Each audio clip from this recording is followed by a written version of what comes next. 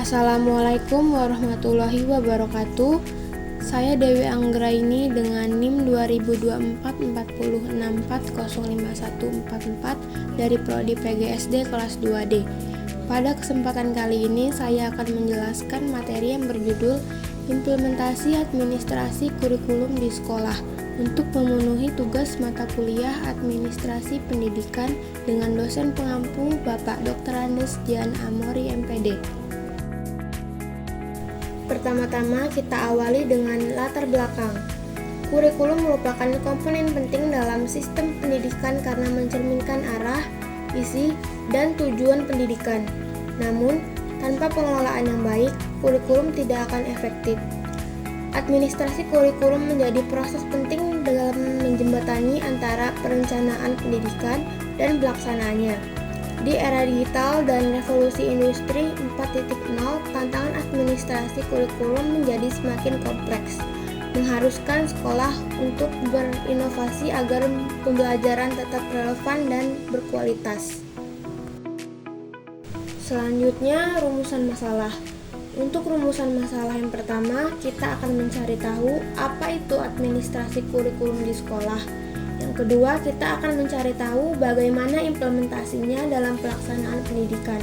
Yang ketiga, apa saja faktor pendukung dan penghambatnya.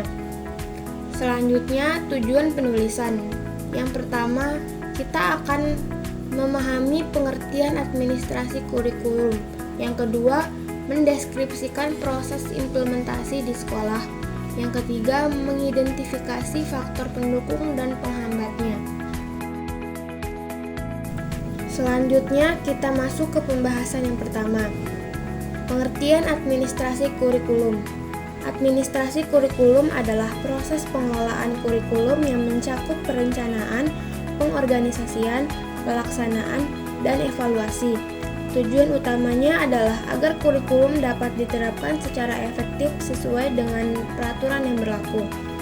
Administrasi ini sangat penting untuk menjamin efisiensi sumber daya, meningkatkan keadilan dan efektivitas pembelajaran, serta memperkuat partisipasi masyarakat dalam pendidikan. Selanjutnya, kita masuk ke pembahasan yang kedua, tahapan implementasi.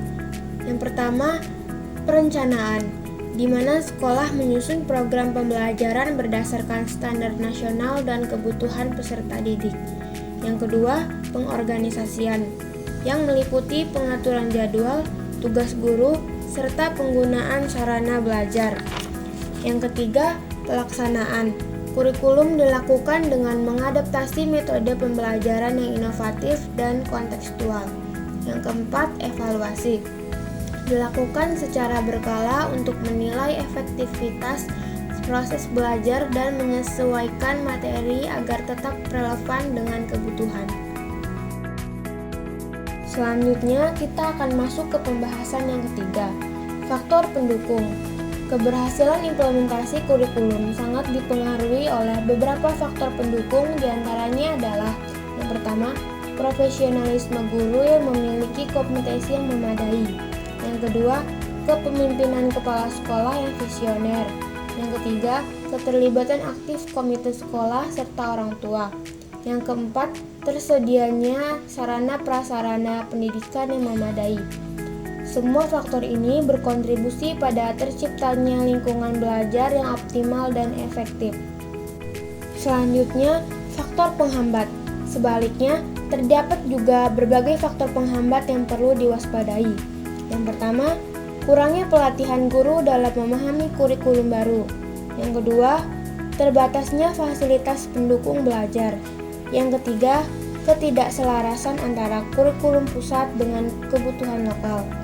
Yang keempat, kurangnya supervisi akademik. Semua faktor ini berkontribusi pada terciptanya lingkungan belajar yang optimal dan efektif. Selanjutnya, kita memasuki bagian kesimpulan. Administrasi kurikulum merupakan aspek penting dalam sistem pendidikan yang mencakup perencanaan, pelaksanaan, dan evaluasi program perencanaan. Dengan pengelolaan yang baik, kurikulum dapat dilaksanakan secara sistematis dan efektif. Dukungan dari berbagai pihak seperti guru, kepala sekolah, orang tua, dan masyarakat sangat diperlukan agar tujuan pendidikan nasional dapat tercapai secara optimal, dan tantangan bisa diatasi dengan pelatihan, fasilitas, dan kepemimpinan yang baik. Sekian pemaparan materi dari saya. Mohon maaf jika ada kesalahan dan kekurangan. Terima kasih telah menyaksikan video ini.